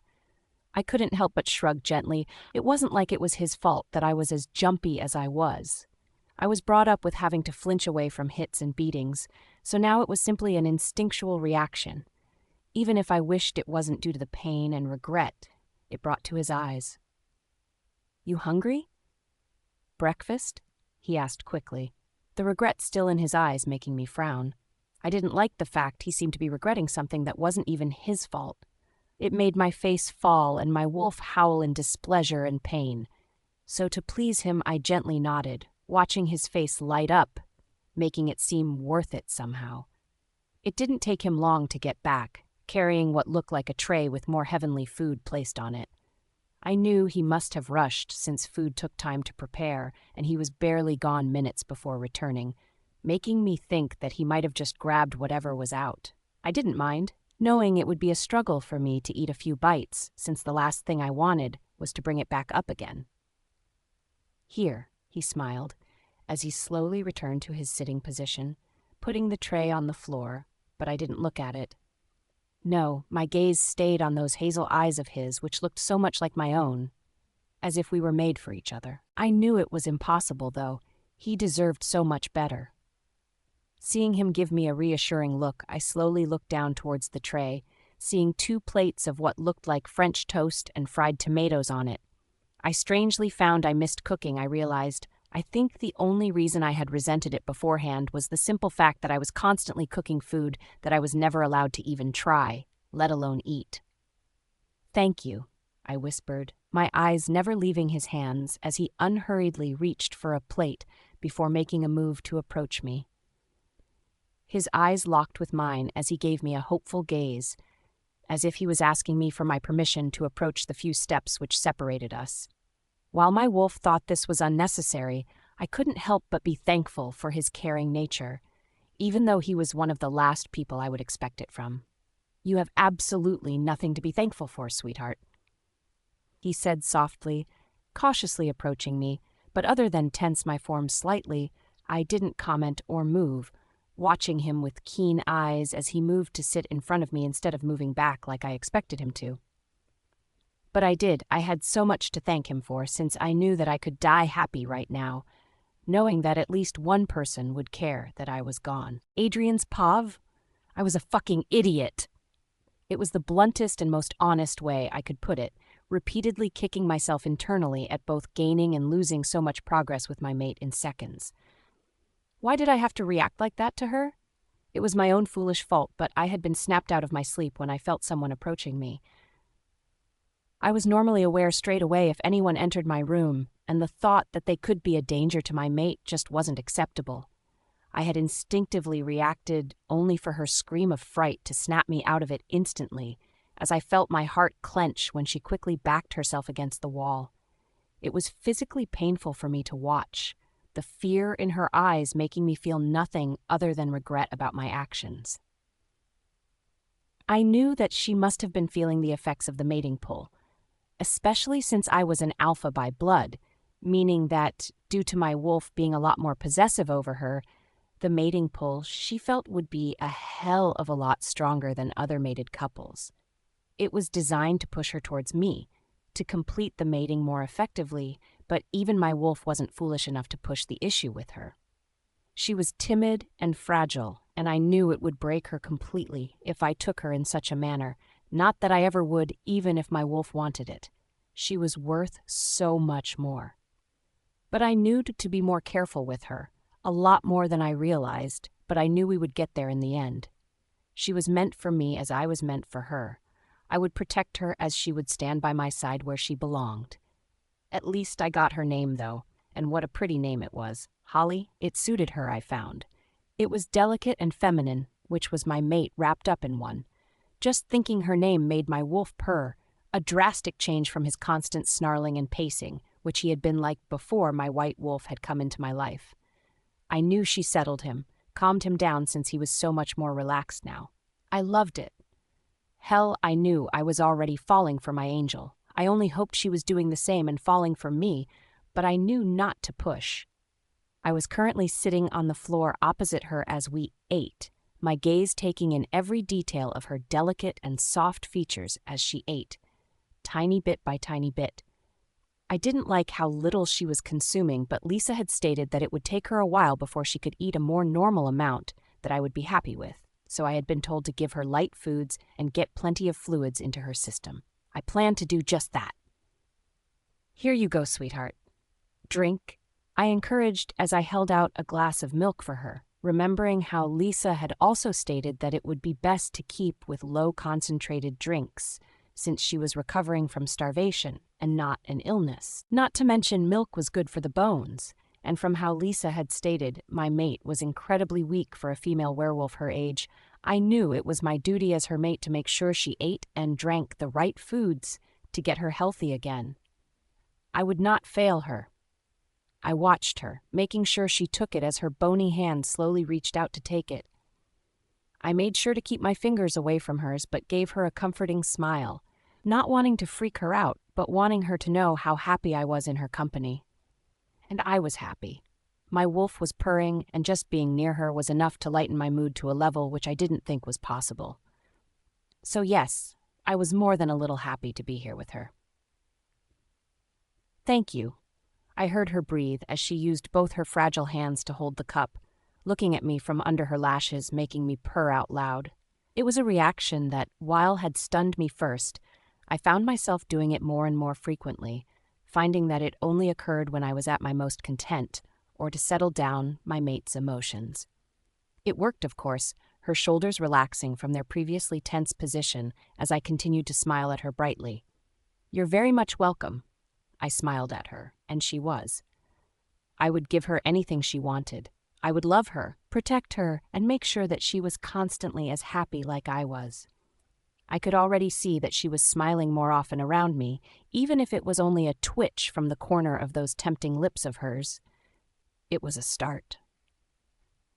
I was relieved when she finished the whole glass, keeping my position still, as she seemed to cautiously settle it back on the tray, much to my relief. The simple thought that she was slowly but surely getting more comfortable around me was enough to please both myself and my wolf. The fact that she had voluntarily moved nearer to me when she put the glass on the tray was a small victory, which I was making the most of. Breathing out, I thought about what to ask her. There were so many questions I had running through my head that I wanted to know the answers to. And as she settled her back against the wall about a couple of feet away from mine, I knew that it was the perfect opportunity to ask some less personal ones. I didn't want to frighten her off. Not when she was staring at me with those incredible amber eyes of hers that had me reeling. She was so beautiful. Making up my mind, I decided to ask her some basic questions about herself just to get her talking, wanting nothing more than to hear that soft voice of hers as I heard the others downstairs getting ready for school. I didn't go anymore. Being 18, I had already graduated, which now was an utter relief since it meant I could spend all day with my mate.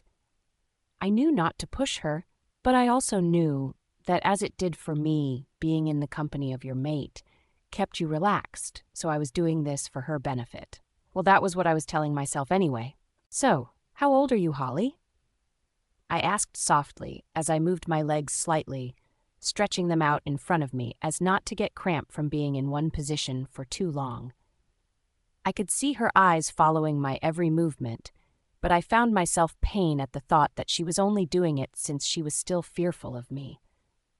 I didn't like it, but I could understand where she was coming from. She had been through some tough shit, but I would help her through it. She deserved that much, considering she was my mate. My question seemed to surprise her, her eyes widening fractionally as she seemed to relax even more thankfully. I was still purring, pleased with myself that I had asked her a simple and easy answerable question to try and get her to open up to me, as my mate should. 16, she muttered as she sat her chin on her knees, her legs still pulled up to her chest as she continued to look at me from under those long lashes of hers. She looked so fragile, so innocent that I couldn't help but let my expression soften even more than it already was. She looked so young, I found, but her eyes told me that she had seen things that no 16-year-old one should have seen. The thought pained me. I was just about to open my mouth when I heard Paul shout at me from downstairs, causing me to scowl at the interruption. He never did have good timing, I thought, with frustration and annoyance. My negative emotions only grew when all he was telling me was that everyone was going to school, my eyes rolling when he didn't even wait for a reply. I would be having a word with him when he got back, I thought with a frown. Turning back to my angel, I took note of her looking around my room as she ran her fingers through my plush carpet. Her expression, while peaceful, I could tell she was still guarded. It didn't take away her beauty, though.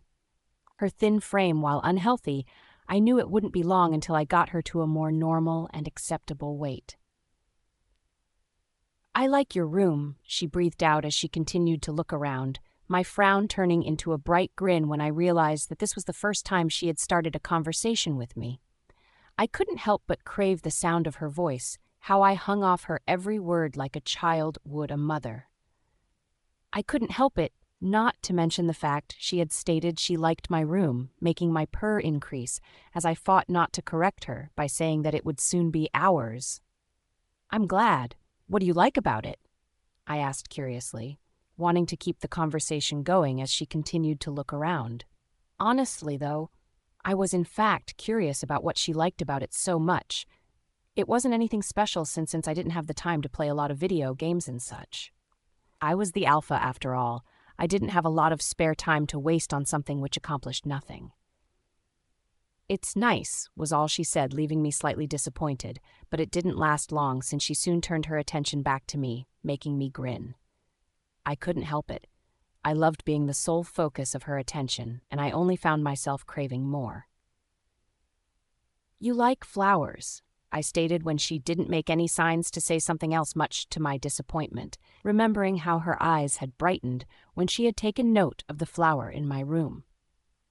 I again made a mental note to fill the house with them, just to make her that little bit more comfortable with her surroundings. As I expected, her eyes brightened slightly, causing my wolf to purr, my smile only widening as she nodded eagerly, seemingly forgetting that she was only seconds ago nervous around me. "Yep," she smiled slightly, the smile which I found I loved as she gazed at me with both confusion and hope.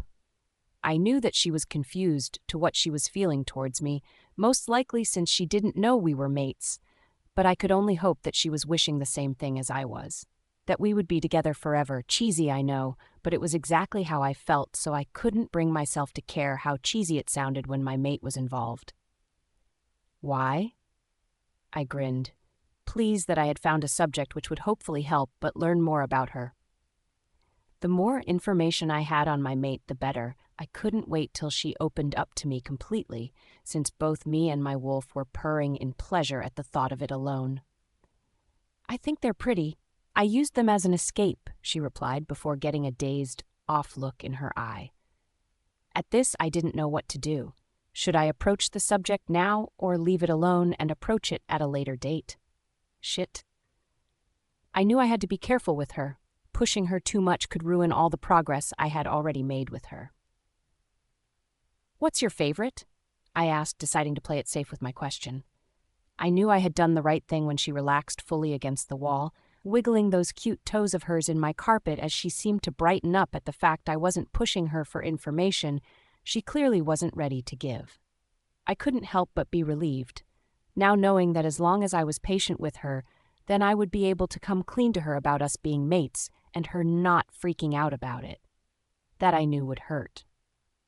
"I like yours," she smiled as she craned her neck to look towards the nightstand.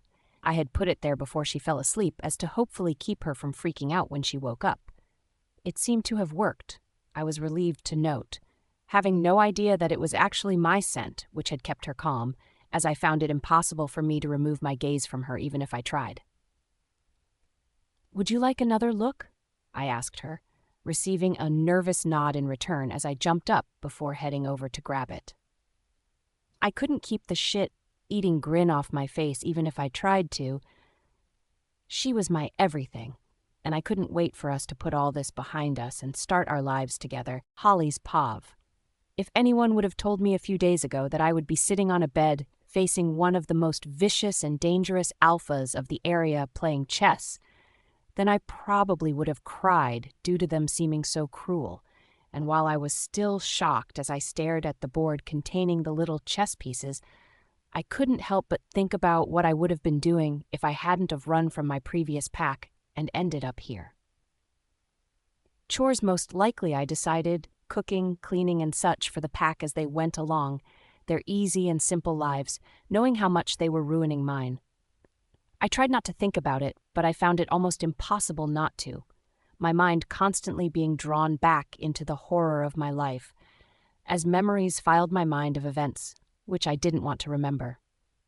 Saying this, though, I couldn't help but wonder how well they were doing. I didn't care for those who had caused me torment or simply watched it without saying a word to help me. I didn't blame them, well, not all of them anyway, but I only hoped that the children of the pack were all right. They were the innocents in all of this, and I knew that my leaving would have affected the pack greatly. It wasn't due to the fact that I thought highly of myself, simply due to the realization that I had been ordered to do everything for them. Most of them didn't know how to cook or clean, they weren't good with the pack's budget, and they weren't cautious enough. To put it bluntly, even though I hadn't even been considered part of the pack, other than a runt, I was one of the only people who had actually kept the pack together and afloat.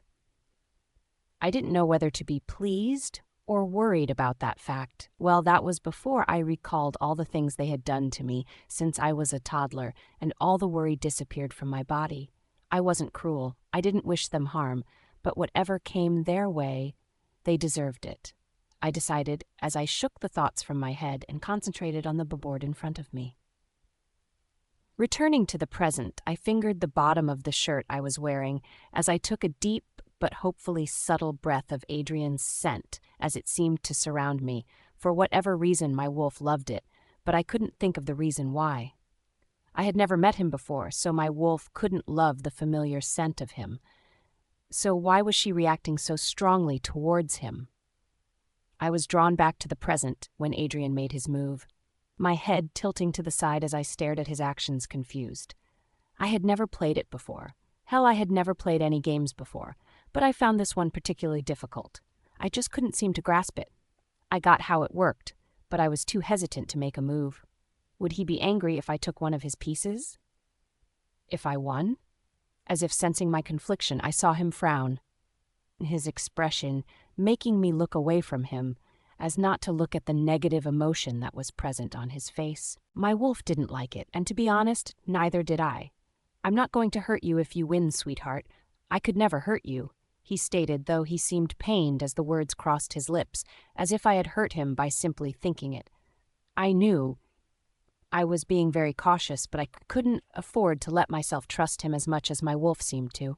But then again, what else did I have to lose? I literally had nothing to my name. Hell, I would be nothing but a memory if he hadn't found me when he did, even if he had scared the absolute shit out of me back then. "Okay," I whispered, as I cautiously moved a piece on the chessboard, cringing when he took it instantly. I could tell he didn't know whether to let me win or not, but I gave him a small smile, telling him that I would rather lose every single game than win one due to him letting me. He seemed to relax at my small gesture, settling back on the other side of the bed as we continued to play. It was fair to say I didn't win, but to be honest, it was the first time I had ever played and I still didn't know what all the pieces meant. I knew that the queen was important as well as the bishop, but other than that I didn't have the foggiest. Did the knights mean a lot or not? "Too hard?" he asked, slightly amused, which captured my attention instantly, making me look up to him with a slight pout which had him chuckling. I didn't know why, but the sound rolled over me like a caress, making me shiver as a slight blush flooded my cheeks. "Kind of," I muttered as I looked away, staring at the chessboard again before frowning. When he had brought up playing a game, I thought he was joking at first, but when the look in his eyes turned hopeful, I didn't have the heart to refuse. I didn't know how or why he was affecting me like this, but I still wasn't sure whether I liked it or not. He was nice, but I knew not to get too attached to him. "Want to play something else?" he asked, that same eagerness in his tone causing me to melt. Again, I didn't know whether I liked how he affected me or not, but I knew something was going on that I didn't know about. It would only be so long until I figured it out. I had a feeling that even if I asked, he wouldn't want to tell me the cause. Nodding, I watched as he packed away the board before grabbing another one, my eyes watching him as he set it up before explaining the rules of checkers. It was a lot simpler, I found, simply moving the pieces from one side to the other, removing your opponent's pieces while trying to get to the other side. I didn't know how long we played for, game after game, since I actually won some of these, much to my enjoyment. I didn't realize how much I was letting my guards down until I heard a door slam shut downstairs, my form stiffening instantly as I used my senses to try and track down who it was and whether I needed to try and make a run for it. The thought pained my wolf, though, and again I found myself wondering why she had suddenly gotten so attached to the well-known Alpha. "Hey, relax, sweetheart. It's just Lisa," Adrien soothed, though his tone seemed filled with annoyance. Whether it was from my tensing or Lisa entrance, I had no idea, but I couldn't help but think it was the latter. Can I use your bathroom?" I asked nervously, not looking at him as I did so. Truthfully, I could hear her coming up the stairs, and I didn't want to meet her. Whether she was nice or not didn't cross my mind, but the thought of meeting other people right now scared the hell out of me. Adrien, I could handle it. He may be a hell of a lot stronger than me, but I could always keep my eye on him. I couldn't keep my eye on more than one person at once here, and due to that, I couldn't help but find myself shaking slightly with fear at the thought. "Of course, sweetheart, you don't have to ask," he stated softly, caringly almost. As soon as it passed his lips, I gently got off the bed before almost sprinting to the bathroom, shutting and locking the door behind me before I slid against it until my bottom touched the floor. I couldn't help but curl into myself, my forehead resting on my knees as I tried to take deep, calming breaths to settle my increasing nerves. It was a few minutes later I heard a gentle knock on the door. Having heard Adrien tell Lisa to go, it was clear he was the only one in the room again. It calmed my nerves, I found, even my wolf being anxious around other people, especially those I had yet to meet. "Holly, are you all right?" His worried voice filtered into my sensitive ears, instantly calming my pacing wolf as I swallowed harshly. I didn't know what the hell was going on with me, but it was scaring the crap out of me. I didn't reply to his question, not being able to find my voice as I didn't move from my position on the floor. Well, that was until I heard his next words anyway. Pain and concern dripping from each and every word, making my heart bleed for him. "Holly, sweetheart, she's gone, please come out." He seemed to beg to make my wolf whine in protest, not liking how pained he sounded. It was for that reason why I slowly got up from my seat on the floor, catching my reflection in the mirror, and again asking myself why he was being so nice to me. I wasn't anything special, far from it, and he must have better ways to spend his time than to spend it with me. Slowly, cautiously, I let my fingers grip the cool metal of the handle before unlocking the door. I couldn't help but take a deep breath, collecting my nerves when I heard his sigh of relief on the other side of the door. Would he be angry with me? Would he ask questions? Not knowing what other options I had, I gently opened the door, my moves calculated and slow as I peered out from behind it. I didn't know what to expect, but I didn't plant to see an extremely panicked Adrien pacing the room as he ran his hands through that delicious hair of his over and over again in a nervous gesture. "Oh, thank God!" he breathed out when he spotted me. Half of my form still hidden behind the door as he stopped pacing and made a move to approach me. Strangely, I didn't shun back as much as I expected to, as he stood a few feet in front of me, his eyes scanning me as if he was looking for any injuries. I also didn't miss the way his fingers twitched by his sides, as if he was fighting the urge to keep his distance and not touch me. I was both relieved and disappointed I found myself feeling, not knowing what else to think on the subject at the moment. "I'm sorry," was all I could bring myself to say, finding the urge to want to step into his strong arms for comfort. My wolf purred at the idea of it, the thought of being enclosed in his muscular arms where I knew I would feel safe. "Holly," he started, but I cut him off, my eyes glossing over as I stared at the boy in front of me while biting my lower lip, a nervous habit of mine. "Why am I feeling like this?" I asked quietly, but I knew he could hear. The fact the color seemed to drain out of his features clued me in on that little fact. I now knew that whatever it was, not only did it affect me, but it was more important than I had expected it to be. A lot more important. I couldn't help but shake in fear at what it could be, as I stared into his hazel brown eyes that seemed to sparkle with nervousness and hope.